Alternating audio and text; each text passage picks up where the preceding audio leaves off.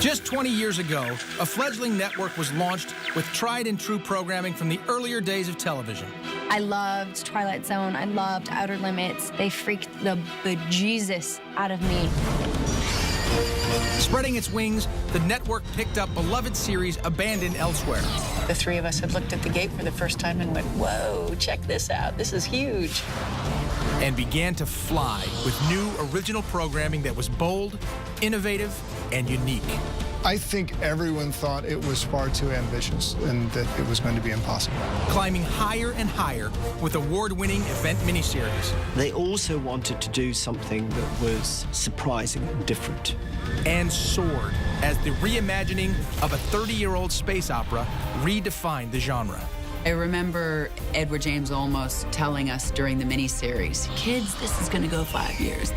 Success built upon success, and new and different types of programs propelled the network to new heights. This very limitless landscape where anything could be possible. But always remained grounded by finding innovative ways of exploring what it means to be human. Science fiction allows us to explore these issues and these metaphors. It requires a return to this childlike sense of imagination, leading to a bright future of promising new types of entertainment. It's hugely ambitious. It's insanely ambitious. This show has no business being on television. For the last 2 decades, there has been one destination for imagination on television. A place to expand your mind, explore new frontiers, and to imagine greater.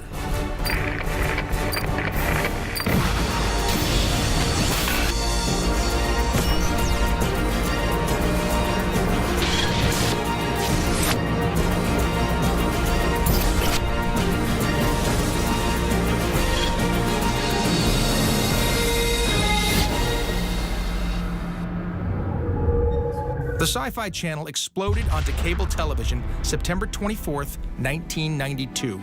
We're still in Federation space. Star Trek Next Generation is on, it's peaking. We have that, but you don't have the X-Files yet. There's a void. And when Syfy arrives, it fills that void with mostly reruns. The Cartoon Network's getting started, the comedy channels are getting started, and so is the Syfy Channel. It's looking to have a niche, looking for its place on all the cable systems all across the country and eventually the world, but doing it because it's tapping into a deep love of a certain type of entertainment. It was going to be basically a place to watch the classics. Battle for the Planet of the Apes, a week of simian superiority, hosted by Roddy McDowell. Place to play movies. The Star Wars trilogy aired there famously at one point, early on in its life. There were some shows that they produced, the news of sci-fi, you know, those kind of things. Faster than light near speed. You think about Nick at Night and TV Land and those kind of networks, and the fact that it makes sense for there to be a sci-fi nostalgia channel. In Syfy Channel's early years, they concentrated, obviously, on reruns of classic science fiction programming. You're traveling through another dimension. A dimension not only of sight and sound, but of mind. A journey into a wondrous land whose boundaries are that of imagination. That's the signpost up ahead. Your next stop, the Twilight Zone.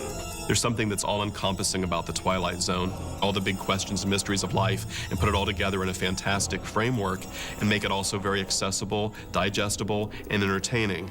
That is, to me, the epitome of what great television can be, and that epitomizes, I think, the mission statement of something like a Syfy Channel. In the beginning, there was this freewheeling anarchy because they didn't have a template. Most of the programming were acquisitions, reruns, foreign pieces, experimental pieces, that kind of thing. In the early years, the Syfy Channel picked up programming that had been canceled by its original network. Coming from Comedy Central, Mystery Science Theater 3000 was one of the first. A show like MST3K was a perfect show to rescue because it wouldn't have cost anybody very much money to just film that thing, but it was great fun and it fit the brand. I know what you're thinking, and no looting this time. When Fox canceled fan favorite Sliders in the 3rd season, Syfy picked it up and continued for 2 more years. I was a massive fan of Sliders. The acquisitions that they got, shows like Sliders and Andromeda, it fit the brand for sure, and they're not like a regular network. I mean, these were the only shows they were producing, too. Syfy Channel came in, they worked out, okay, this is how it's going to work. We get the first run on it, and then wherever you air it on your other channels, they get the second run on it. That show should have been on Syfy from the start. It becomes economically feasible for them to rescue these shows and also help established the brand as a place to watch your favorites, be able to have a continued life that they weren't able to get. Some of them continued just 1 or 2 more seasons, like Sliders. Some of them continued on almost indefinitely, like the Stargate brand. It was Stargate SG-1 that helped establish the fledgling Syfy Channel as a new voice in original programming. Stargate, which began on pay cable on Showtime, ran for 5 years, totally respectable run. Showtime was done with it, but the people who made the show and the fans who loved the show weren't done with it yet. And so Syfy comes in and says, we'll provide you a safe haven. We had 2 lives, 2 full lives, really. 5 years is a long time for any television show. You get beyond 200 episodes, you're in rarefied air. The fact that we moved to a new network gave us a renewed energy. That network now was invested in us. That helped boost the show. The reruns played really well on the Syfy Channel. There was a point in time in seasons 6, 7 where we were the show that was on Syfy. If you clicked to Syfy, chances were Stargate was on. We came in at a time that they were also going through some transition, growing in terms of their own internal machine and figuring out not just how to produce a show, but also how to market a show and get a show like ours out on the air. It was such an ambitious show from a production standpoint and from a creative standpoint. It took a little while for us to figure out what we could and couldn't do, and also figure out the tone of the characters. There was always fun to be had among the group, and it really translated through the shows. I can remember when we first started, how Rick was playing O'Neill. When Richard Dean Anderson became Jack O'Neill, the idea of doing a completely straightforward, serious military science fiction series went out the window, because Rick doesn't do that. They're not human. You think? Rick is Rick. He is funny. He just can't help himself. He wasn't going to take on that kind of level of stoic arch character for any length of time, because that's just not him. Sometimes I just look at him and go, what are you doing? But he, from day one, got that the O'Neill character had to have a sense of humor. He wanted to drag his character over in that direction, to be more this sort of humorous, goofball kind of, airhead. The Jack O'Neill character was slightly befuddled, but still, very much in command, and would maybe ask me to explain things a little bit further. And, by season 7, he was like, what? What? What? What? What? What? That was kind of it, yeah. It was definitely a tongue-in-cheek kind of show. Once he started to take license and improvise, and it gave the other actors, the only thing we could do was improvise, because we're off the page now. With Rick, the script was kind of just like the expiration date on milk. It was just a suggestion. He was going to say what he was going to say and do what he was going to do anyway. In the middle of my backswing! So we might as well make everything else work around him. You could play these great gravitas moments as an actor, and then he would say something flip. She wouldn't let me go back and watch the Cubs win the World Series. We were that close to the giggle all the time, just below the surface. I got the giggles a little.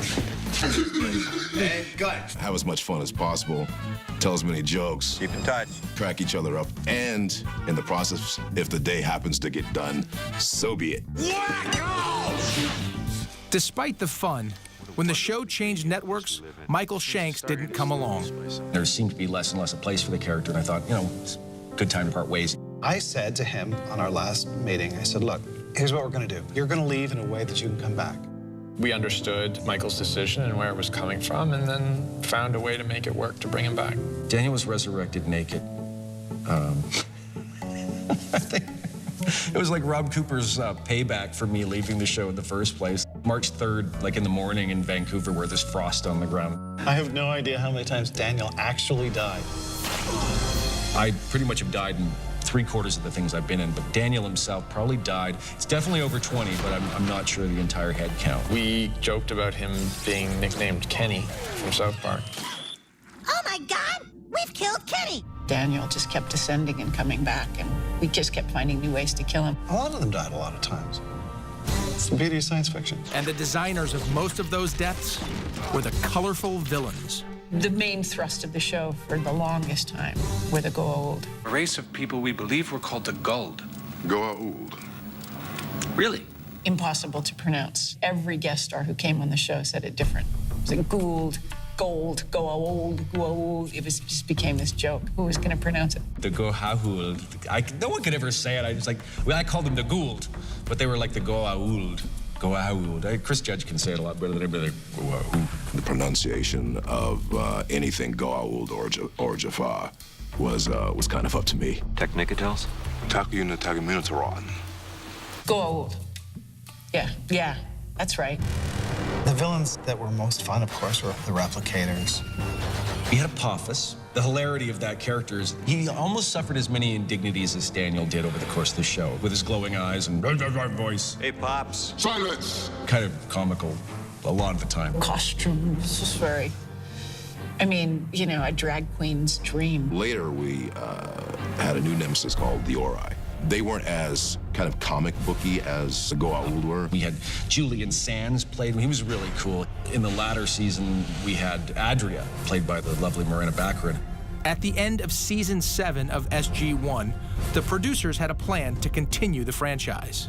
The end of season 7 was a Lost City, which was sort of an introduction to Atlantis. With a few adjustments, it could have been a series finale. It's very rare for a show to go beyond 7 seasons. Very rare. We had conceived a complicated scenario in which we would essentially hand the ball off from SG-1 to Atlantis. Never in a million years did it occur to us to try and produce 40 episodes of television a year. When we pitched Atlantis, in fact, I thought it was as a transition. They said, we want both. And we went, are you crazy? It's the same, these are the same guys. We make both shows. And they said, can you do it? We kind of thought about it for 2 seconds and said, sure, of course we can do that. I was actually going to move to Atlantis because we didn't know if we'd be renewed. Daniel and Jack's first interaction in that show was to pass the baton over to these people and take all the sort of build-up that we had done for the first 7 years and hand it off to them and have them take the ball and run with it to Atlantis. The 2 shows managed to coexist for 3 years on the same lot. Can't believe we managed to do that for 3 years, but we did. After 10 seasons of SG-1, they pulled the plug on the flagship series. We actually found out while we were filming the 200th episode, which other than that was like the most glorious week we'd ever had on set. It was just a magical week. And then we find out we're canceled. That's showbiz. That's amazing. And every year we were sort of blown away that we kept getting picked up. And when it was finally over, it was like, what? That's no way. Come on. It was the end of a large chapter of a lot of our lives. He had made sure that they boarded it so that the last scene of the last episode was going to be shot on the last day and on the last shots. Everyone just gathered in the gate room as the team went through the gate for the final time, and a lot of people were quite choked up. I just bawled the rest of the day. I mean, it was ridiculous. Michael and Christopher and I snuck upstairs to the briefing room, just the 3 of us, and we stood there and we kind of put our arms around each other and went, well, that happened. At the end, I mean, it was truly just a collective celebration of what we had accomplished. Stargate Atlantis would continue for 2 years more. But even after that show was canceled, Stargate wasn't dead. Universe was born out of a desire by MGM to have another Stargate-branded series. The network wanted it to be a different show. This is not your grandfather's Stargate. They wanted something more visually different, more viscerally different, less the adventure that Stargate was and more of a drama. Whether that was a mistake or not, I'm still not sure. It was still Stargate to me, and it was still a very strong show. I'm very proud of SGU. We wanted it to feel like there was genuine jeopardy and human struggle, and maybe a little bit more reality. Maybe it wasn't the best mix of franchise and tone, but you can understand why they did it, because Battlestar Galactica had created so much noise. We honestly weren't trying to be Battlestar Galactica. The level of sophistication in the character relationships, this was something that we all wanted to do. Stargate Universe only lasted 2 seasons, but the crew of SG-1 also soldiered on. We knew at some point we were going to do the movies, because I think that was the thinking even from the pilot, that we wanted to do these episodes and then start doing movies. Continuum and Arc of Truth had been incredibly successful for MGM. We expected to do 1 or 2 a year of each brand and just grow it out that way. An unforeseeable thing happened. The bottom fell right out of the DVD market. It was interesting that you could take that name Stargate and create different shows within the franchise, and it was just a completely powerful brand for sci-fi. And it's on television constantly. Just flip the dial, Stargate, Stargate, Stargate, Stargate. We were a show that parents could watch with their kids, where those kids are now have their own kids. They have introduced their children to it. I cannot tell you how many mothers and daughters or fathers and daughters come up to me and say, we watched your show together. That was our family night. Dads who would say, you know, my daughter was really inspired by your character. We never were going to say, okay, done, we're all going home now. We were never going to do that, because we like to imagine that there will always be a Stargate program somewhere happening, even right now. Even though there's no Stargate on the air, somewhere, maybe on the other side of the moon, is a base where SG-1, whoever they are off doing their thing. That's where the character lives in my imagination, is continuing to travel, continuing to journey and go on those adventures. Coming up next. I think everyone thought it was far too ambitious and that it was going to be impossible.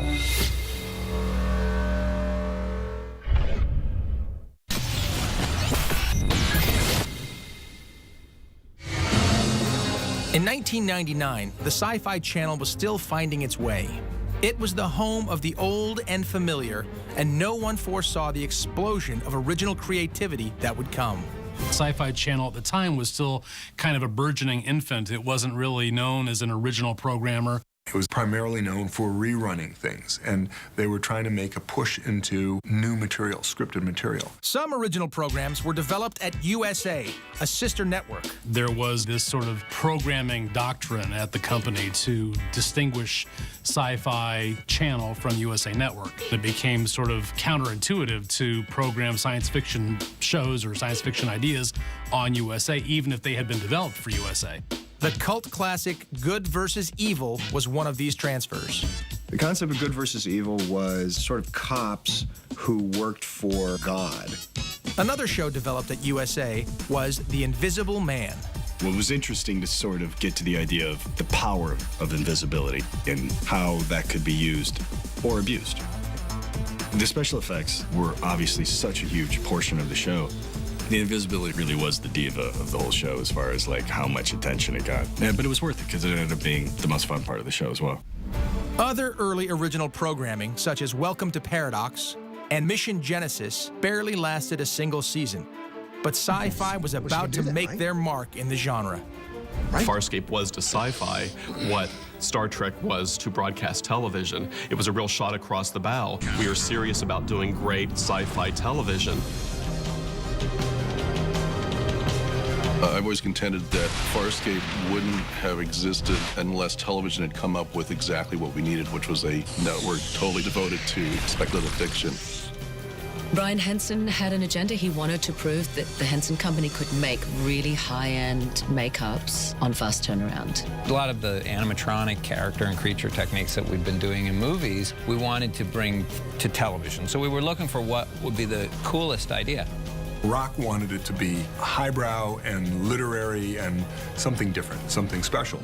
And something special is what Syfy was looking for, too.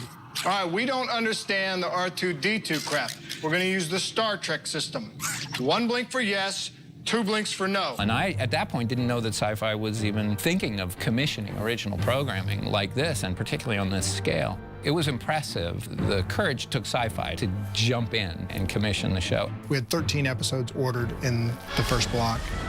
That was the only way to make it viable, given all the sets and the creatures we had to build, was to have 13 episodes. They just totally said, go for it. We want a show that pushes the envelope. That's big. Syfy was really very bold in saying, we love this premise. We're looking for something that we could present as uniquely our own. What are you all looking at? A vision that shows the greater audience that this is not a regular network. I'm in Bill and Ted land here, so I'm open to suggestion. I think everyone thought it was far too ambitious and that it was going to be impossible. Producing the show in Australia was one way to stretch the budget. The Australian financing structure helped us to put a lot more money on screen. It was the most ambitious project I think Australia had ever seen in television to that point. I don't know if the show could have been made anywhere else for the budget and have as much of the production values end up on screen as they did. We were off on our own. Nobody knew where we were. The time zones were wrong. Once we got there and discovered this incredible pool of artisans behind the scenes were just champing at the bit for a chance to ply their trade. It would never have been Farscape. It would never have achieved what it achieved without those people. It wasn't us. It was actually them. We made it a democracy, and voting would decide what went in the show. I don't know how that will ever be recreated somewhere. The finances of television and film don't allow for that kind of anarchy. It was a collective process. Directors had ideas, writers had ideas, sometimes actors have ideas, but literally right down to the grips, the sound guys, the caterer. If they had a really good idea, we used it. Ben did sort of an amazing thing on set all the time, all the way through Farscape. If a set looked ridiculous, he would try to put it in the dialogue. Hey, you know how to drive this Wonka Vader? He always found clever ways to embellish, add, change, alter, heighten. Everything I have seen so far is despicable. Welcome to the Federation starship SS Buttcrack. Crichton is proxy for the audience in the vast, unknown, distant universe. He's the one that knows the references that they know. I don't want to stoop that low. Kirk wouldn't stoop that low. That was a television show, John. He is actually a science fiction geek. He is that generation that watched Star Trek and then went, I want to be an astronaut. But one of the most exciting parts of the show were the amazing creatures created by the Jim Henson Company. These are million-dollar creations. We had a couple of Rigels. We had the actual mechanical Rigel that was full service, all working, and then we had a doll version that we could kind of throw over cliffs, and I think we did that quite regularly. You don't have 5 of them, you have 1 of them, and so we had some limitations, like Rigel didn't get to go swimming. He was like our little diva on set. We had to be really careful with Rigel. I'm nobody's puppet. The actors were very aware of all the operation of it and all that, and were very hands-off and kept their distance. And it was Ben Browder who, one day, actually put his hands onto Rigel. Rigel! It just totally worked, and it just imbued Rigel because he could react to that. He needs help. Lots of help. I don't think the mind cleansing is working. Smack the puppet and people laugh. The puppet smacks you, it's even funnier. It was a very bold thing for him to do as an actor, and just a stroke of genius, because it kind of changed the game for everybody. You wanted crackers? Oh, God! When kids would come to set, children of the people working on the show, they would never look at the 6 puppeteers on the ground. They would look dead in the eyes of the puppet, and it was so touching, really sort of melted my heart to see how important imagination is to a kid and how they live in that world where they want to believe that the creature is real. It wasn't hard for the actors, though, either, to believe that these creatures were real because they were so beautifully designed. Now, it's impossible to watch the show and not just think of them as characters. You really do think of them as other members of the crew. Whatever you've heard, forget it. Critically, the show was a smash hit. The reviews were really, really positive. It's a little bit more brutal than the other science fiction, as well as it's a little more sexy and it's a little more emotional, and the characters are a little less stable. Hiya, honey. Despite critical acclaim, Farscape couldn't last. Syfy, I don't think, wanted to cancel us. At least that's what we were told. We were wrapping the day of season 4, thinking we automatically had a season 5, when I got the word from Brian that there would be no season 5. Finally, we see John Crichton propose on a boat to Aaron Sun, only to have them both be killed.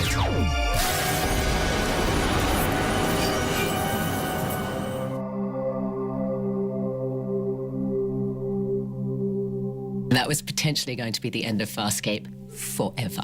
We can't change what we're doing, so we'll just leave it with a cliffhanger, and we'll leave the to be continued. Syfy had the option. They could have cut those last 2 minutes off and let the episode finish with Crichton and Aaron. They're going to get married and live happily ever after. I love you. They understood how we felt, and they also understood that was always, the unpredictability of Farscape was always the appeal. We were sad for the fans. We were sad for everyone who worked on the show because we were a family, the cast and crew, by that point. There were grips, big, burly, hairy guys crying over the cancellation of the show because the crew was invested in this show. All the people that worked in the creature shop, the makeup artists, the lighting guys, straight down to the set nurse, were emotionally invested in making this piece of art. There was a massive response from the fans, and I think really this show was on that first wave of the internet becoming a very powerful tool for audiences. I was shocked. I could not believe it. I cried. They sent protest to media outlets so that I ended up being on CNN discussing the fan outrage. They were very creative in their protest. The fans just joined us in kind of a big shriek of, not now, this is not the time for this to end. The passionate nature of the fans was a positive that showed everybody, wow, these people care. It isn't just a TV show that they're clicking on. These people have invested something in this show. I am Farscape. I am Farscape. I am Farscape. I am Farscape. I am Farscape. The fan response led to a 4-hour miniseries to wrap up the story. Brian Henson said, were it not for the power of these fans, we would not have been able to make Peacekeeper Wars. It was someone from outside of the normal Hollywood circles that brought this investor money to Brian and said, we want to see the end of the story.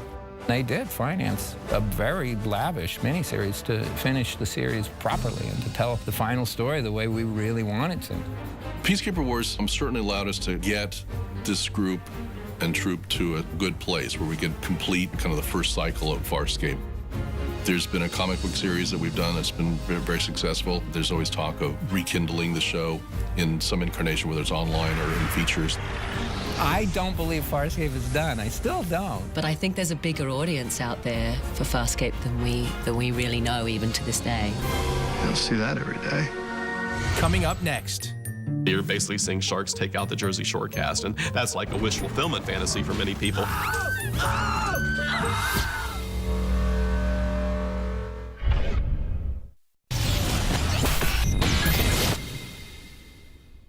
Syfy's original miniseries are always huge events.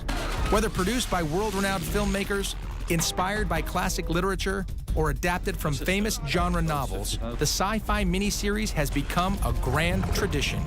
Dune is considered such a classic because the themes that Frank Herbert was dealing with seemed to be pretty universal, and they outlived the era in which it was originally written.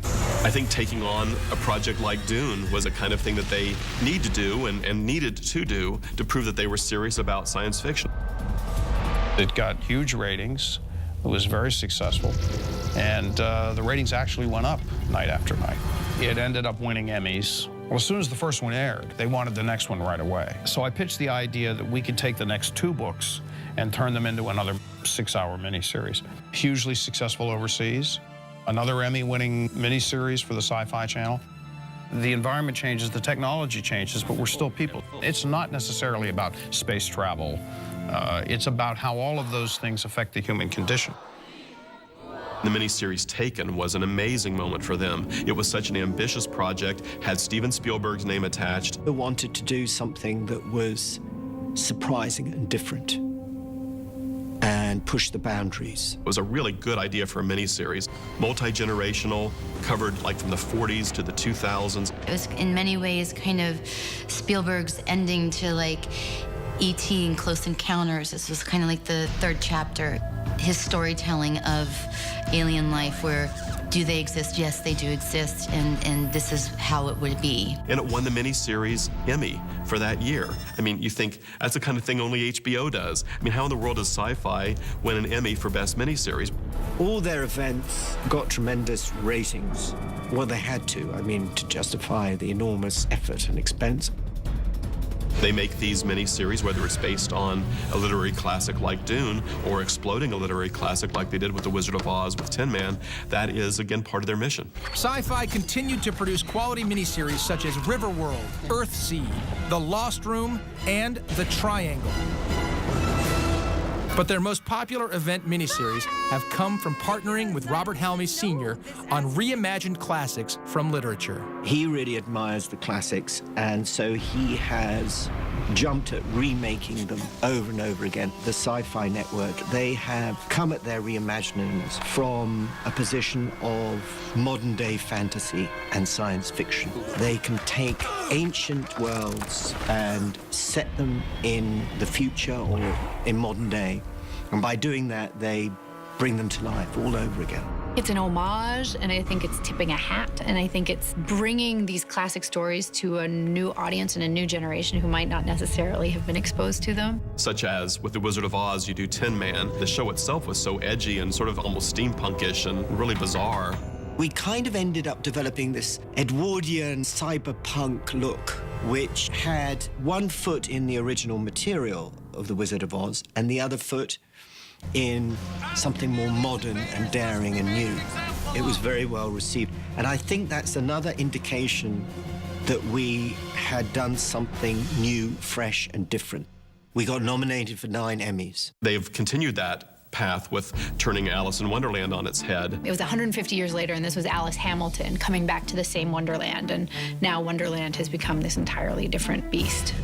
Just as we've evolved over that time, so too has Wonderland. And where is it now? These aren't safe fantasies that they present. So you've taken the comfort zone of Wizard of Oz and you've sort of exploded it out into this really weird and jagged kind of a world they create with something like Tin Man. And that's become the template for some of their things. And they've done it with Peter Pan most recently with Neverland, again telling a different kind of a story. It's a story that's been done many, many times before. One thing I've never seen is where he came from. Who the heck was this guy? Peter.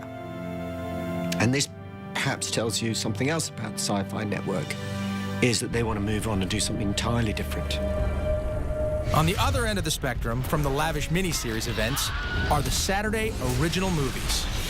It's the most dangerous night on television, and for many of us, the most ridiculous night on television. I'm actually really loving the Saturday night movies. With the original movies now, you get the feeling that someone at Syfy is sitting in a room doing Mad Libs. They are taking, let's see, Debbie Gibson and sharks and zombies, and let's put all these things together. The appeal to the Syfy originals is that they don't take themselves super seriously. They're meant to be cheesy and campy and ridiculous with monsters like Sharktopus. They know what they are. You're not watching it going like, they did that wrong. No, that's science. It's factually incorrect. I love that stuff, and the fact that, you know, it's always winking at you, and you're along for the ride. It's amazing the audience that those things actually have, where people either love to watch actors suffer or love to have a good chuckle while they watch them. If you make these things outrageous, if you get, you know, like Tiffany versus Debbie Gibson, it's so ridiculous that you actually get people tuning in. Jersey Shore shark attack. I mean, who wouldn't want to see that? Because really, you're basically seeing sharks take out the Jersey Shore cast, and that's like a wish fulfillment fantasy for many people. There's just such a sweet spot of the entertainment of a monster movie, in that the stakes are real enough that it's scary, but also preposterous enough that it's fun to watch.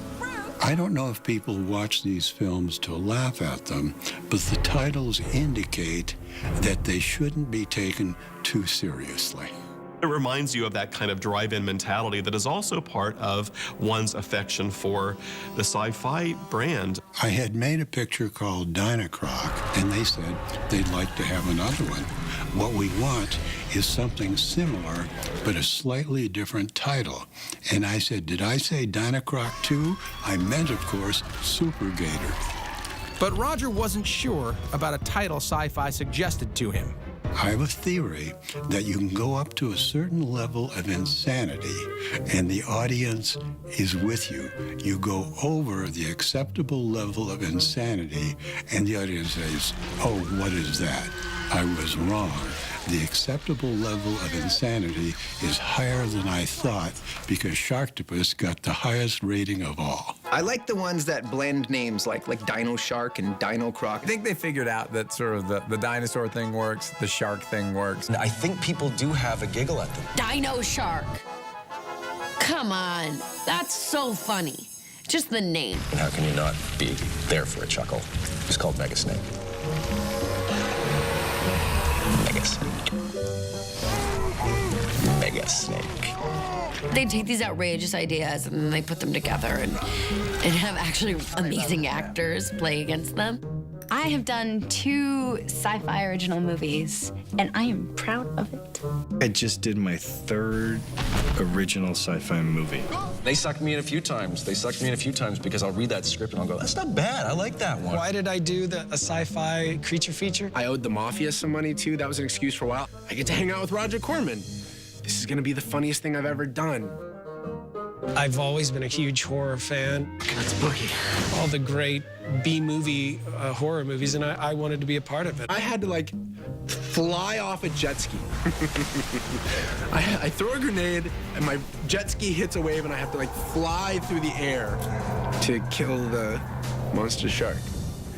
And we're trying to figure out, I'm like, so is, like, a stunt guy gonna do this? Like, how are we gonna do this? And, Roger goes, well, no, Eric, you will drive the jet ski at a boat. The crew is, mostly from, local guys from Puerto Vallarta, and they're all just like, Orale, that's gonna be cool, man. There was Triassic Attack, directed by Mr. Colin Ferguson. I tricked Syfy into letting me direct one of their movies. I agreed to act in Lake Placid 4 in exchange for directing the movie that was next on the slate. They're somewhat cheesy at times, but as an actor, you go into it and you fully commit and you pretend that everything is real. Know that it's kind of silly, but don't play it silly. And I think that's what makes them successful. Do I watch the movie at times and kind of cringe and go, oh, God, that's horrible? Yeah, maybe a little bit. I will see Mega Snake and Arctic Blast swarmed and Lost Treasure of the Grand Canyon till I die. Coming up next. They're talking about everything that's wrong with our society and the world right now, and they're getting away with doing it in a very political way because it's science fiction.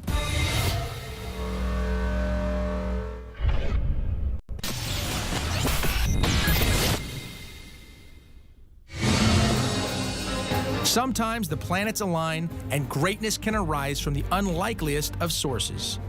In 2004, that happened for Syfy with the reimagining of a 30-year-old space opera. Sometimes when you put your neck out and try something is when you get something fabulous. It really is about catching lightning in a bottle. There was this freedom that Battlestar had because everybody dismissed us because we were science fiction. Syfy Channel was exceedingly loose in terms of what they allowed us to do and actually invited us to do. They did not really care what we did with the original Battlestar Galactica. I think they saw it primarily as a title that was recognizable and that they could market. There was a wealth of space opera on the air, and so the immediate question was, why does the world need another one? The show was predicated on this idea of the destruction of the human race in this massive genocide that takes place in the pilot, and that the show is about the survivors that escape and run off into the night and are pursued by their enemies. This is the commander. Moments ago, this ship received word of a Cylon attack against our home worlds is underway. I started thinking about it from a more old-fashioned standpoint. What the original science fiction writers like Asimov and Heinlein and Philip K. Dick had done with the genre as a metaphor for contemporary society. In January or February of 2002, just a few months after the 9/11 attacks, I realized immediately that if I retold this story today, it would have a completely different emotional context for the audience, and it would be a powerful metaphor for the world that we were living in right now. And we could do a science fiction piece that was relevant to today, that could comment on things we were going through as a society. And I thought that was a powerful, powerful opportunity. We could go there further with discussions on abortion, discussions on suicide bombings, who's the bad side and who's the good side. They're talking about everything that's wrong with our society and the world right now, but everything that's current, and they're getting away with doing it in a very political way because it's science fiction. You could see in the miniseries that this was not juvenile escapism. I mean, it was about a civilization getting annihilated and them having to reinvent themselves. You couldn't do all that in a real political, social context, but you can do it in sci-fi. And in really good sci-fi, people will actually get it, believe it, and start debating and talking about it. Are you alive? Yes. Even if it's a robot, it's still a being. It still has a mind and it still thinks. It's not being told what to do. So I think we kind of always approached it in a basic humanistic way. The decision to change the Cylons into something altogether different from what the original show had done was very much a kind of simultaneous conclusion that was driven both by pragmatism and by a creative agenda. At the same time, we also knew that from a digital effects standpoint, we weren't going to be able to create authentic-looking robots reasonably within the budgets that we were going to have, and certainly putting guys in suits wasn't an option. So making the Cylons look like us seemed like a masterstroke. There are 12 models. I'm number 6. If we go that route, let's embrace that. Let's say there's a fundamental reason why they look like human beings. Why would you do that? Well, maybe it's because the humans created them in the first place. Maybe they're really angry at us for creating them that way. And maybe they consider us to be their parents, and they're angry at their parents, and there's a dynamic we start to play where they're the children of humanity striking back against their parents that treated them badly. God loved you more than all other living creatures, and you repaid his divine love with sin, with hate, corruption, evil. So then he decided to create the Cylons. Now there's all these layers that I can play, and that's great. But it all kind of came from a very practical production problem. If you can make your villain as interesting as your hero, if you can make your villain as sympathetic as your hero, then you've got some interesting drama. To show everyone what they intended, the creators added a manifesto to the pilot script.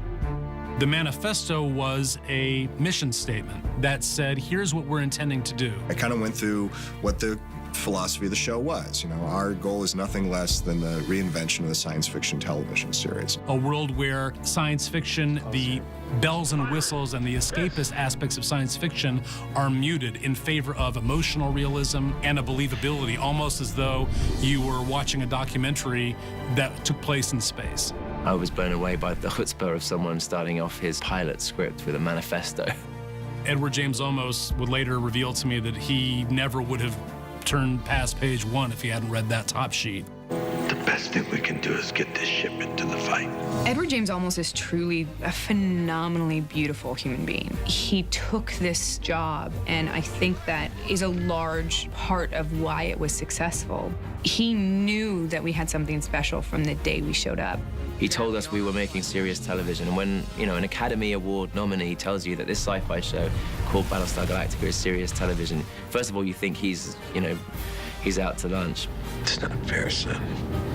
When you look in his eyes and you see the conviction, you saw that he was taking it that seriously, and it made us take it seriously. Don't you dare forget that.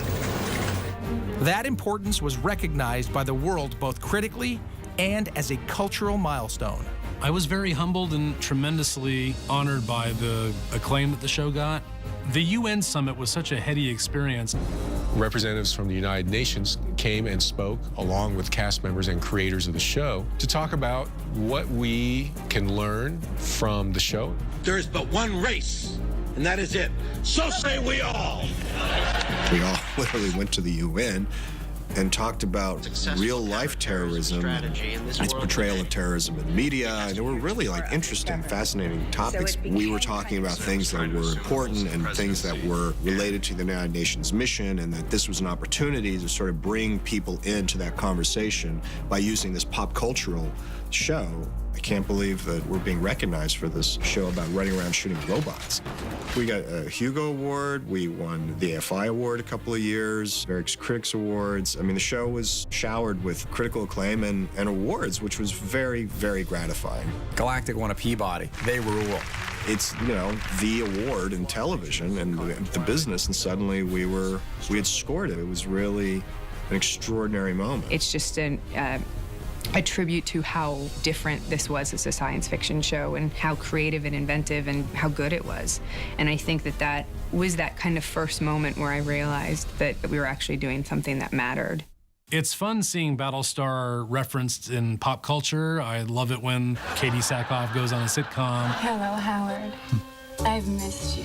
Salma Hayek showing up on 30 Rock with a frack t-shirt. I'm so sorry to tell you such a dark tale while wearing such a silly t-shirt. Now we've really arrived. That's fantastic. Frack was the best invention ever. For frack's sakes.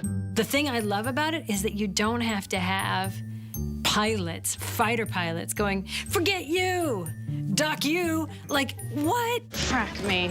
Frack was incredibly difficult for us because it made no sense. I mean, saying frack sounded like a foreign language. Free fracking aborts. We're on it, sir. I used to have to do the scene one time with the F word in it to figure out how it would be said in that moment and then put frack in on every subsequent take. And we got so good at it. It was basically used in every verbal and grammatical context. It could be biological. Did you frack her? It could be an expletive. Oh, frack. You don't want to frack with me, Bill. She fracked him. Are you fracking kidding me? I'm gonna frack you up. Let's frack. I fracked him. Frack you. Frack off. Frack this. Frack. The number of times that an episode's used is probably more than any other single word at times.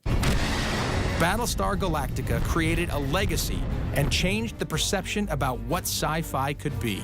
I think it's a show that's going to live on because the social allegory and everything, it's not just for that time. It's something that's going to be continued to be able to be watched and enjoyed. It was the most satisfying experience I've ever had professionally and creatively. And I'm very, very lucky to have fallen into a situation where I was allowed to help create something like this. I never tire of hearing that someone's just discovered Battlestar Galactica. More people are looking at it, watching it today than ever watched it when it was on the air. It's got one of those shelf lives that doesn't seem to end. The follow-up to Battlestar Galactica was a prequel about the rise of the Cylons. Caprica was a very respectable, thoughtful attempt to add another chapter to the story, but it wasn't the chapter that a lot of people wanted. Was always this idea of doing a sort of sci-fi soap, you know, kind of Dallas set in the world of artificial intelligence. There was a very conscious effort to make it different than Battlestar. Here's a stand-in for a company like Apple that's doing great, creative, interesting technology and gadgets, and then watching that scientific progress start to outstrip them morally and ethically, and where that was going to pull them as a society. This world's at its greatest right before it implodes. When humanity can't grow as fast as technology, what happens? At the core of it was that the destruction of civilization came from an angry teenage girl. I fracking hate you, stupid, disgusting cow! Yes, I'm the first silent one. At the end of the day, it's still all a 15-year-old girl trying to make a point in life. She was hiding a horrible secret that she actually was a self-loathing robot that was looking to destroy all the other robots. I felt like there was such grandiose potential in that show. The children of humanity shall rise. We had made such a big thing in the press and in the creation of the show of saying this is not Battlestar Galactica, forget about Battlestar, this is not Battlestar, it's not Battlestar, that the Battlestar fans said, okay. Coming up, it doesn't have to be scripted to be sci-fi. This cemetery was 3 hours outside of civilization, deep, deep in the desert. I gotta be honest.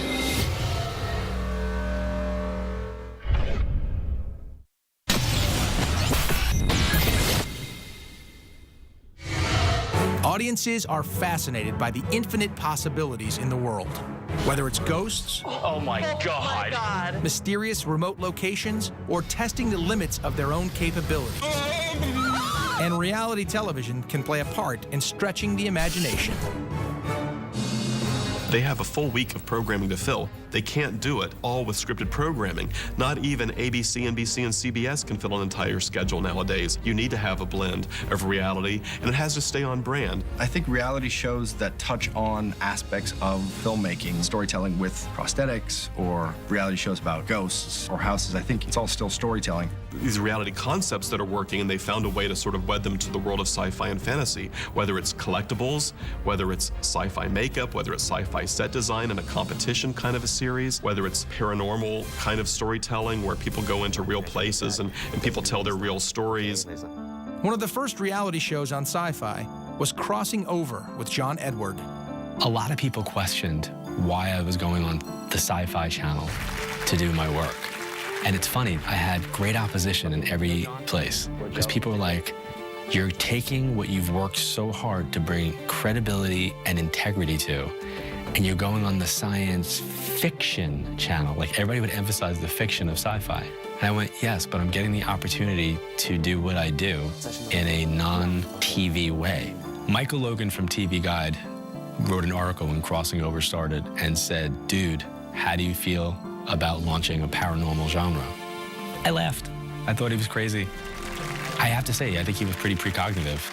Paranormal shows exploded in popularity, and the longest running is Ghost Hunters. Ghost Hunters I find amazing because I love all of that, and I really, really hope that ghosts do exist. It's such a phenomenon how that show does so well based on the WWT quality, which, for anybody who's not savvy, is, what was that?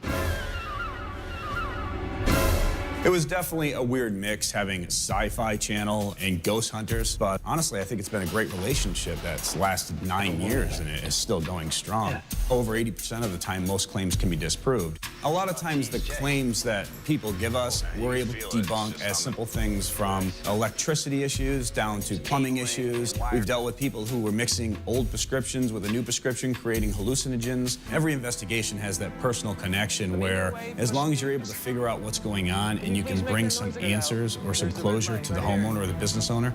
And the Ghost Hunters use state-of-the-art technology in their investigations. We're using everything from electromagnetic field detectors, which can pick up high magnetic fields, right down to zero-lux cameras can see in total darkness. There's just an endless amount of equipment that we're using these days.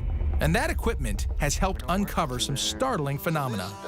We were able to catch what appeared to be a child running across the hallway at Waverly Hills. We were able to catch what appeared to be somebody walking right in front of us at the Samuel Mudd House. What the hell was that?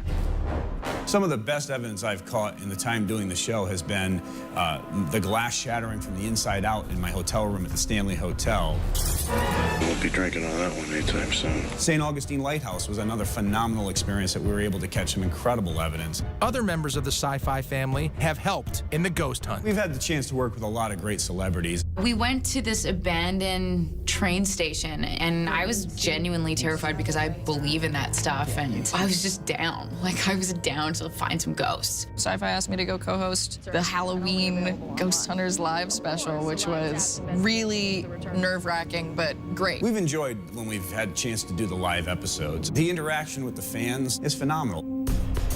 A show that complements Ghost Hunters brings a new flavor to world travel.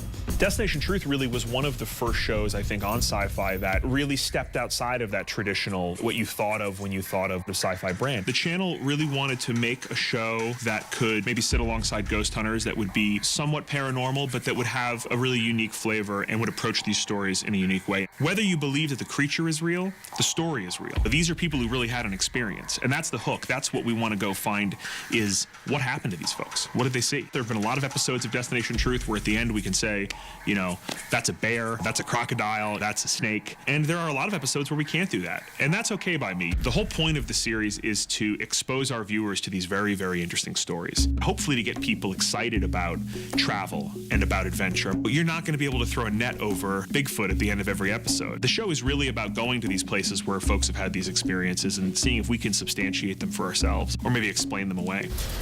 And Josh has brought along other Syfy stars on his travels. We've had some great guests on Destination Truth. We've had Alison Scagliotti from Warehouse 13 has been on, which was amazing. She came out to join us in the field in Chile. This cemetery was 3 hours outside of civilization, deep, deep in the desert.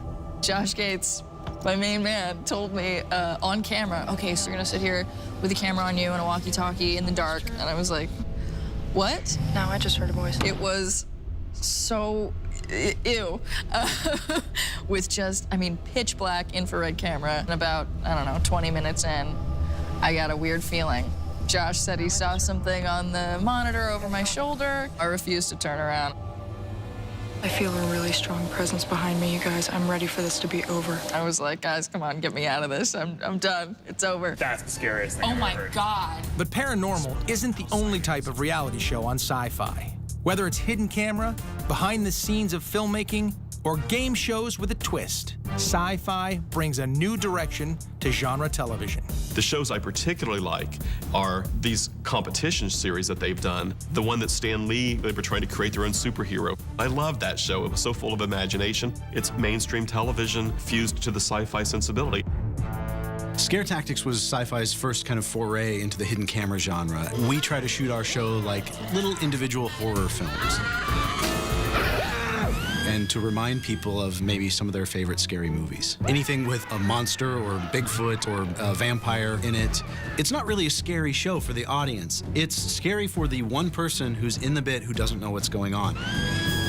Scare Tactics is a comedy show. We went to Tracy Morgan as the host. Welcome to another edition of Scare Tactics, where friends scare friends and you giggle till it hurts. Because we wanted to embrace, I guess, our comedy side and really say, hey, come and watch this. People are in scary situations, but it's funny. The idea of Scare Tactics is it's a roller coaster ride. And at the end of it, we want you to get off and go, wow, that was fun. Let's do it again.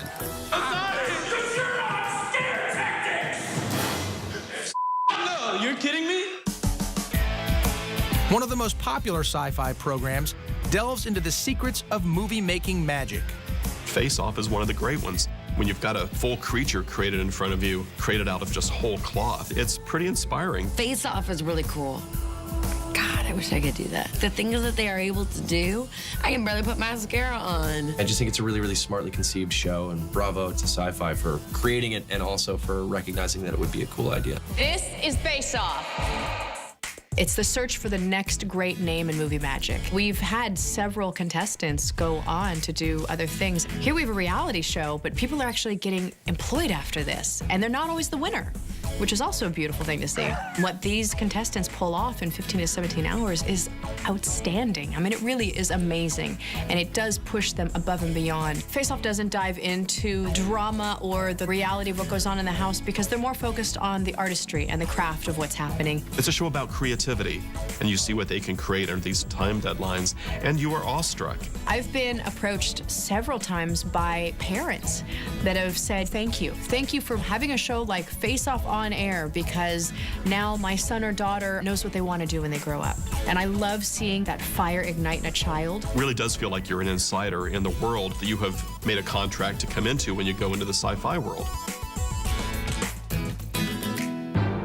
A game show that makes contestants battle their own imaginations also fits the sci-fi mold. There's something that happens when you turn off the lights and you see people in the dark and how they're freaking out. I could watch that for hours. It's Punk'd meets Fear Factor in pitch black darkness. Here, kitty, kitty, kitty. The show is famous for its reaction. There was a particular episode. The contestants had to move down a line and smell different objects. One of the objects might have been blue cheese. The second thing might have been shoe polish. And the third thing was kind of peculiar. That smells like ass. Nailed it! And that's just like the clip that plays everywhere. Before all the contestants go in, I warn them. Your mind is your worst enemy. Your imagination is your biggest foe in this competition. Some listen and some don't. Your imagination is infinite, and this is a game show that essentially takes your imagination and makes it your enemy. Apparently, it was the #1 unscripted show to debut on Syfy. Genre lovers have also been memorabilia lovers. Oh my God. So Syfy shows us the highs and lows of collecting. I have a show on Syfy called Hollywood Treasure, a doc reality series where I travel the world hunting down Hollywood's lost treasures. It's amazing that you kept this stuff. You're meeting filmmakers, directors, writers, producers. You're seeing where these items came from, really iconic pieces of Hollywood history. You're seeing the process that we go through to authenticate them, sometimes repair them, restore them, and eventually sell them. So, yeah! The best entertainment involves stretching the imagination to new heights, and these different types of reality shows allow us to do just that. What they have built is a more inclusive brand that makes room for all these things that were already there. Fantasy and horror and paranormal and imagination-based programming that feels organically natural, but that I think needed a bit more room to breathe. Coming up next. We walk a tightrope consistently between dramatic and comic not only episodes, but moments.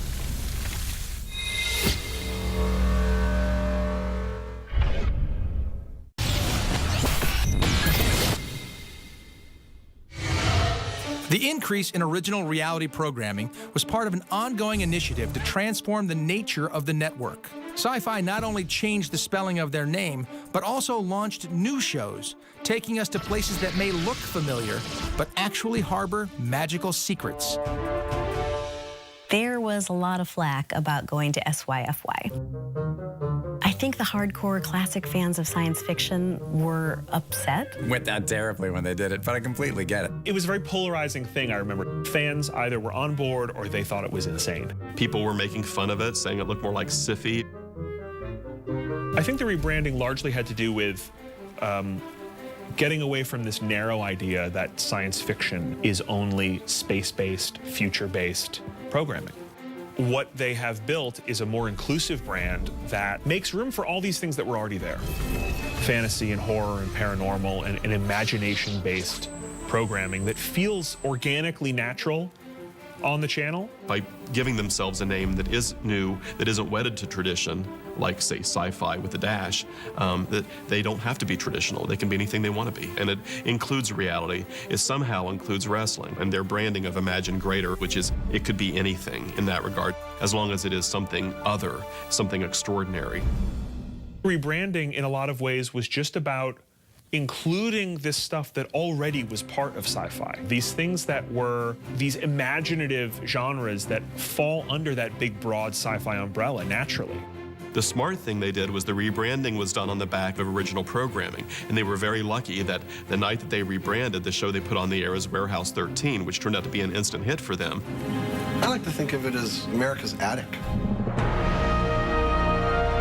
We became the emblem of their rebranding, and we did suddenly become their most watched show in their history. Warehouse 13 is about finding magical, historic artifacts. But really, it's the characters that have made it so popular. This is a show that you're going to smile, and you're going to have fun while you're watching it. Did I just do what I did? Ow! We walk a tightrope consistently between dramatic and comic, not only episodes, but moments. Trying to limit Warehouse 13 to a genre is impossible. I mean, I think it's a great hybrid of adventure and comedy and suspense and a little bit of romance and mystery, and at its core is a family show. Our showrunner calls it an adventure-omedy. The artifacts are all great. They're always going to be there. The sci-fi of it is just in its bones. You can't lose it. It's really a show about this family of misfit toys. Do you care about these people? Do you care about their lives? Do you care about how they feel about each other? We are very much a family unit, and with the idea of family comes the words lovingly dysfunctional. We bicker, but we love each other. Am I never gonna hear the end of that? How many shows can you sit down with the entire family and the younger members can still enjoy it? You know, they love Pete, and they love Claudia, and they love the gadgets. I'm recognized maybe for Frasier or Unforgiven or True Romance or some of the other bigger shows that I've done in my career, but now from 80 to 8, they're recognizing me from Warehouse 13. I made cookies. Ooh, it doesn't talk down to the kids, and it's still smart enough for the adults. Favorite artifact? I love them all. It's hard to pick a favorite because they're all so magnificent. Warehouse 13 has embraced the mashup of Victorian style and modern technology known as steampunk. Steampunk is the meat and potatoes of this show. It's just another layer of hip, depending on if you're standing in the nerd section or in the college cheerleader section.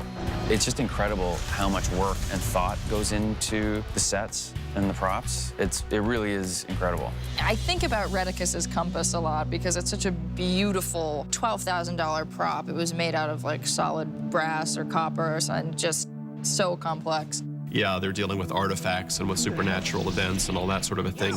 But there is the banter, there is the comedy, there is the action.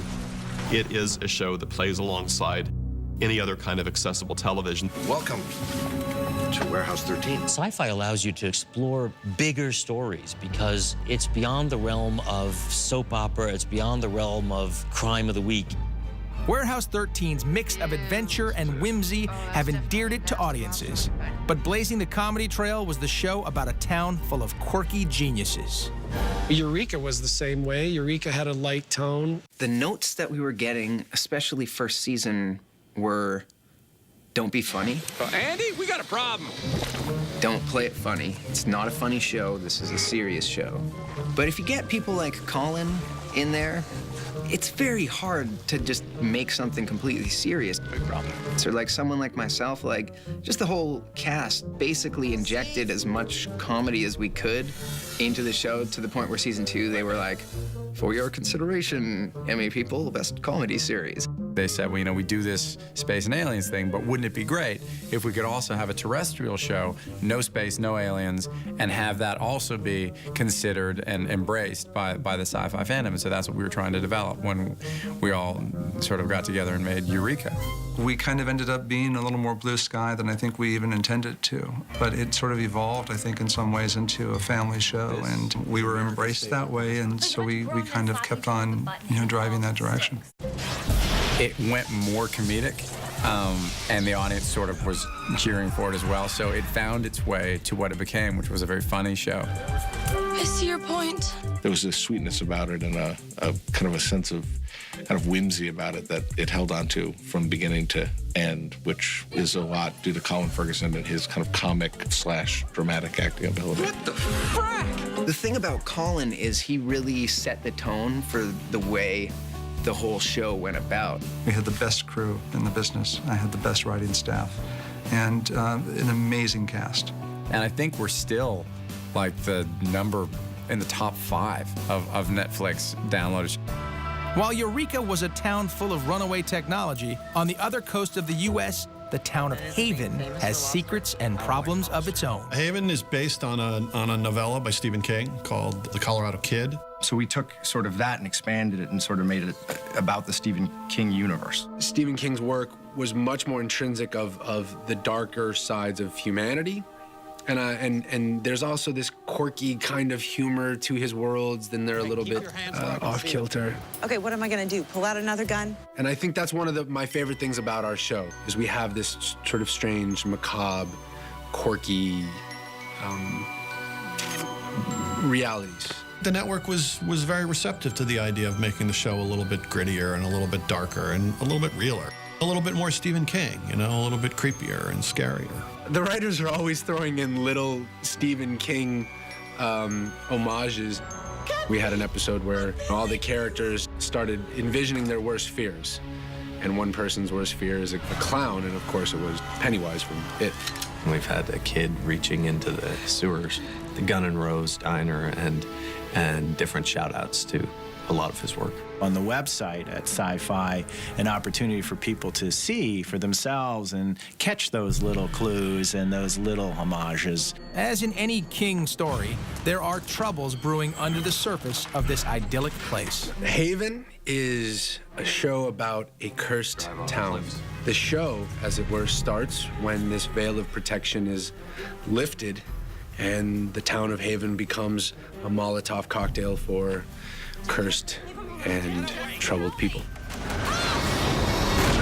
We thought that was a clever way to have this sort of myth that lives within the town and the community.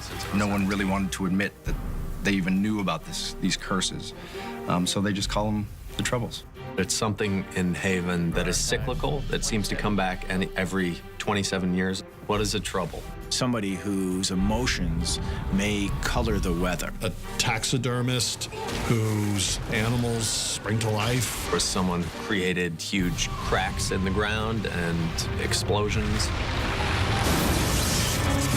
Why are all these troubled people in Haven? It's really the core question of the series. How did they get there? What's Audrey's connection to them? Why is she there?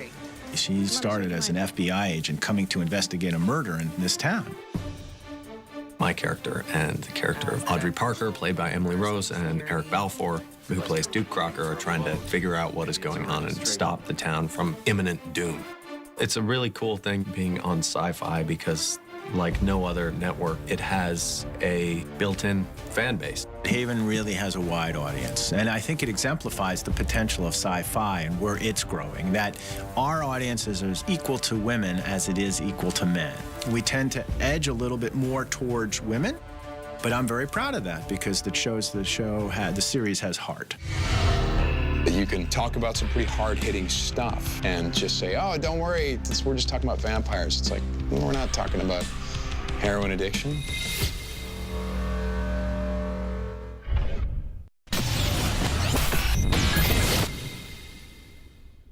Imaginative television shines a light on what it means to be human, whether it's monsters trying to fit into normal society or people with extraordinary abilities trying to make a difference in the world. And Syfy explores these characters with shows that comment on the human condition. How did a ghost start living with a vampire and a werewolf? They end up living together basically because Josh, the werewolf, and Aiden, the vampire, really wanted to have a go, basically, at having a normal life. We end up moving into a haunted house. My character, the ghost, she died in the house. The vampire and the werewolf move into the house.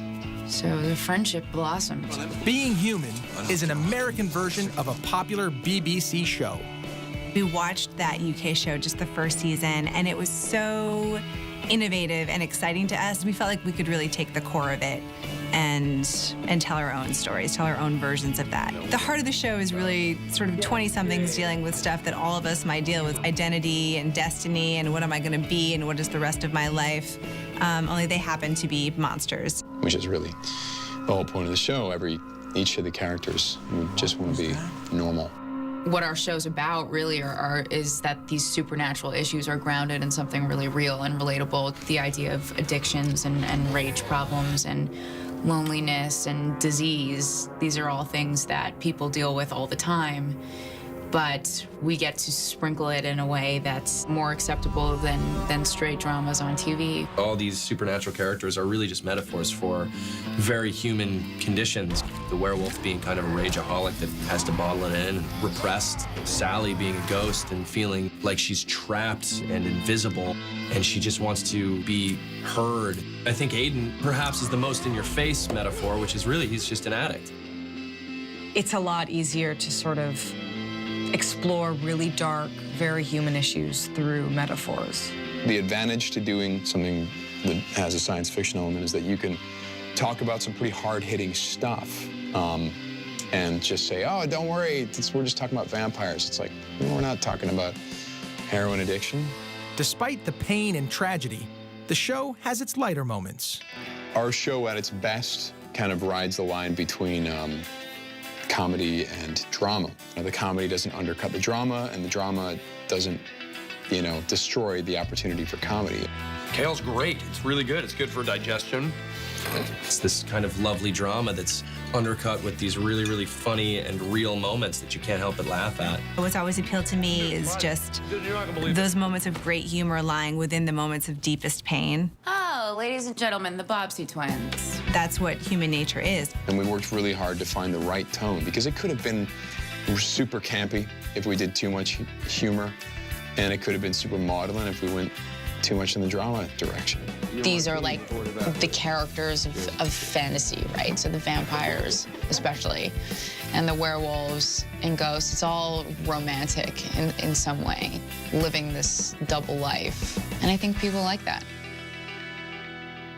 But vampires, werewolves, and ghosts aren't the only supernatural creatures on Syfy. Bo grew up thinking that she was a human, but finds out that she's actually not human, that she's a succubus, and that she's part of a whole fae underworld. A producer at Prodigy came to me with a very interesting proposition. She said, we have an idea that somebody has tried to develop, and it's not working for us yet. But what we want to keep is that it's about sort of a female superhero, and it's about sex. A fae is any variety of mythological creature. Creatures that feed off of humans in some way, or feed off of each other in some way. So the fae live amongst humans. For the most part, they look human. And one of the most powerful fae is the succubus. A succubus is in the Lost Girl world, is a mythological creature that feeds on sexual energy. So she needs sex to survive.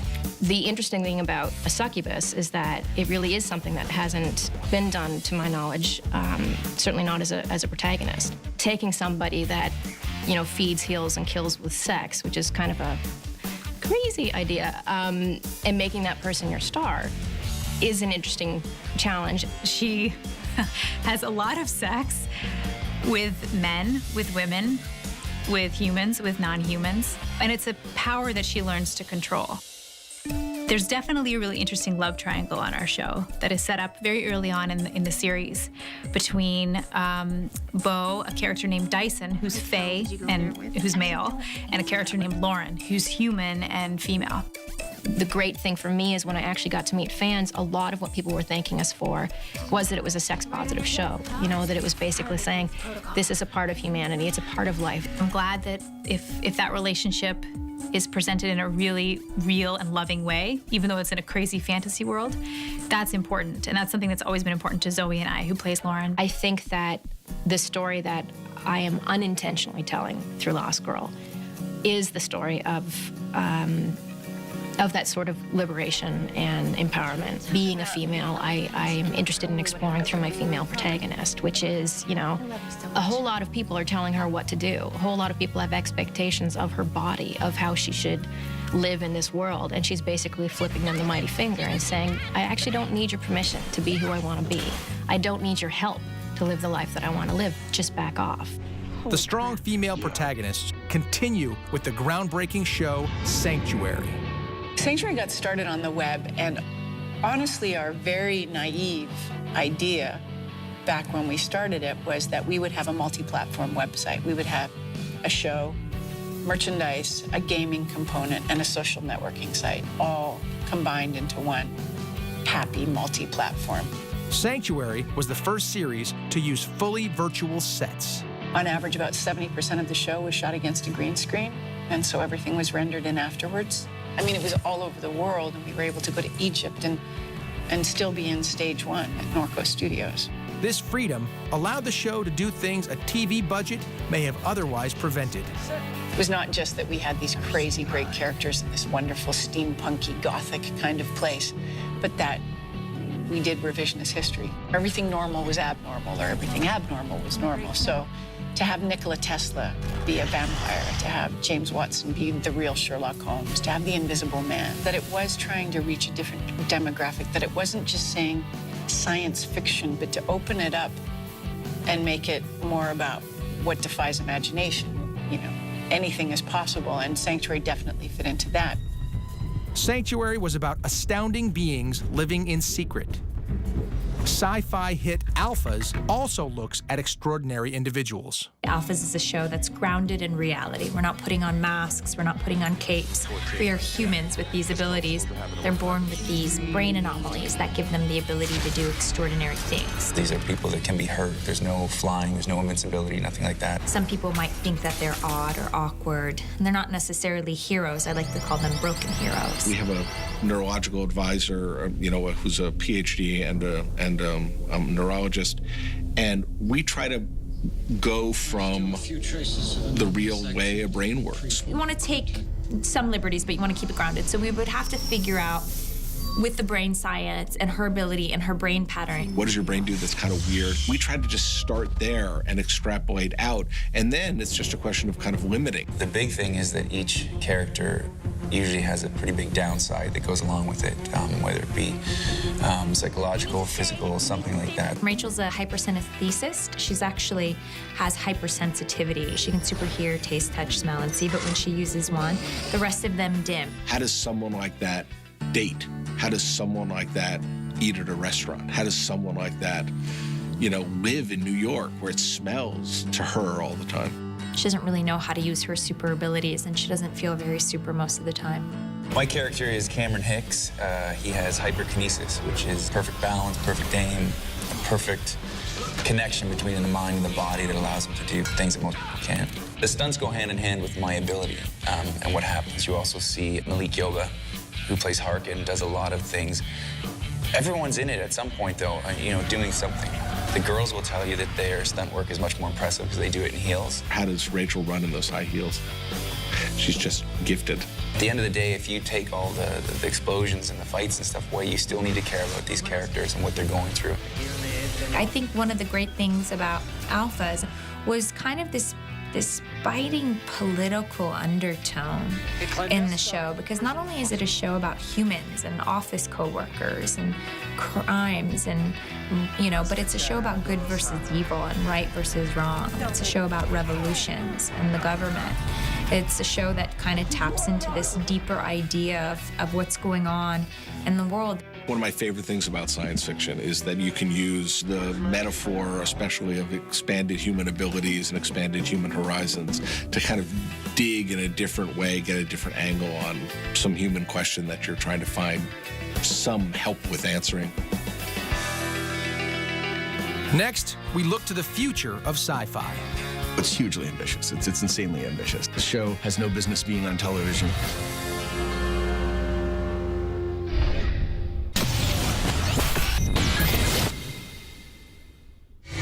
The future of sci-fi is even more exciting, with fan favorites returning, new series, and major surprises.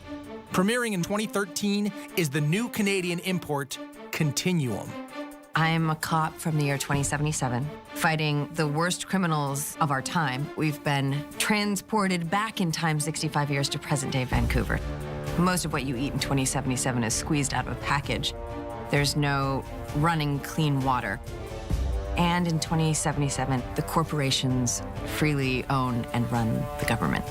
If you're a thinking person and you get involved in the show, you can come up with many different theories as to how we're there, why we're there, and are we supposed to be in the year 2012. What year is this? What year are you from? 2077. Syfy is the network for it to be on, absolutely. There is that procedural element. Plus, it's so character-driven, even though the story and the time travel and the science behind it, all of that is very important. And anyone who already is a huge Syfy network fan will love the show. The legacy of Battlestar Galactica also lives on in Blood and Chrome, a sci-fi movie event. After having done Caprica, now what's the other big area that maybe you could do a show in? Well, it's the first Cylon War. The fate of this war hinges on the success of this mission. It's one of the best pieces of film I've ever been fortunate enough to be involved in producing. It completely blows the wheels off of what's achievable in green screen compositing on a television budget and schedule. And premiering in April, the most ambitious transmedia event ever attempted. The idea of Defiance is something that we maybe haven't seen yet on television. It's an entirely new genre. They're calling it the holy grail of the sci-fi office. It's hugely ambitious. It's insanely ambitious. The show has no business being on television for the resources that we put into it, but what's amazing is we're doing it anyway. The amount of work that the production has put into it, through the costumes, visual effects, prosthetics, has brought a real depth to the show. It's after a massive war has happened between aliens and humans.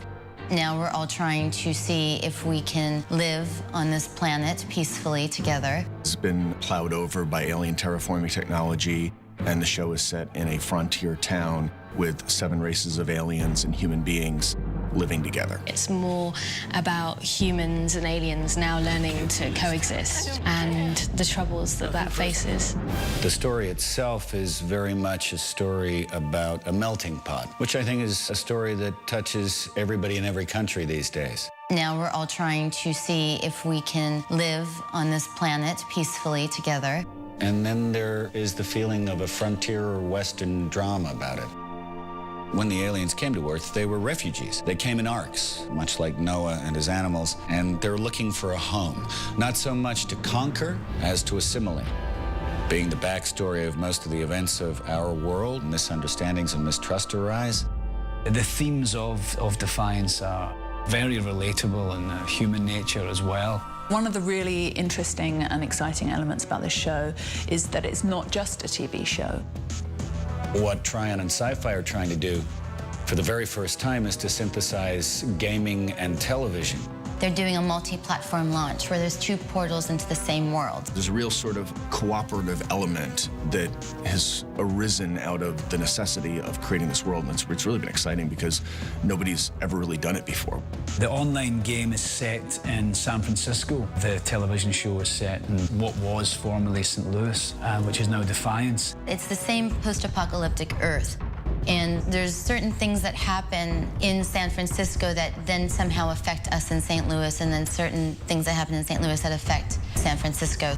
Characters from the show will enter the game at certain points and vice versa, and any kind of war that will happen across both. Climate events, major revolutions, political events. You can have a train leaving the game and enter the show.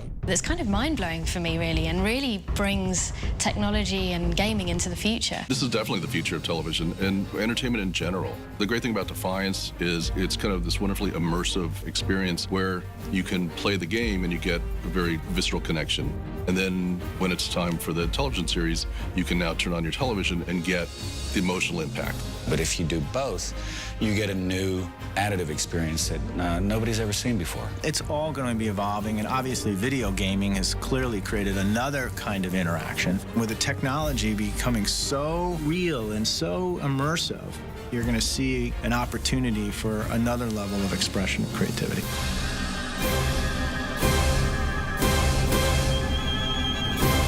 Moving into the future, sci-fi continues to be a home for the imagination. My hope is that they always remember it's sci-fi and anything can happen. It encompasses a great deal of types of shows and great deal of types of tones, whether it is sci-fi or horror or fantasy, light fantasy, dark fantasy, it's all a mix.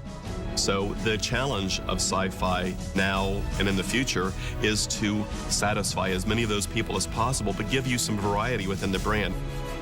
It takes you to another place, and in going to that place, you learn something about where you live, and you learn something about yourself. Not just escapism, not just fantasy run wild, but a real look in the mirror, a real look at what sci-fi can do to push our understanding of who we are now. Allows you to think about the big questions in life and go really outside of the box.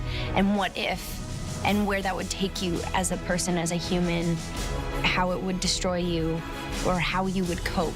That's what they've done extremely well with their shows, is that they have been able to explore sometimes very complex emotions, complex ideas, whether they be political or social or personal, in the framework of a fantastical setting. And the great thing about sci-fi is that the notion of science fiction is limitless galaxy of possibilities.